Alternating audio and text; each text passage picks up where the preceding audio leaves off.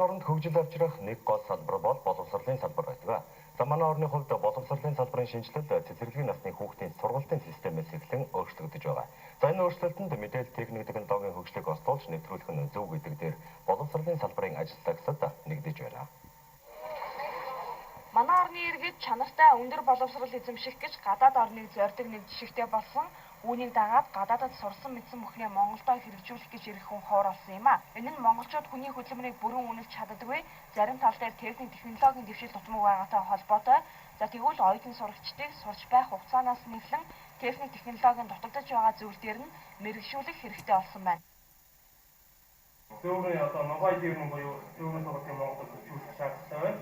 Одоо энэ дээр тодорхой яг одоо давтар бол тайлбар хийсэн дээр бүрэн боломжтой. Анхаарал дээр за мөн давтар бол яг хэлний сонголтоогоор энэ болоод боломжтой англи Монгол одоо олонсын хэлээр.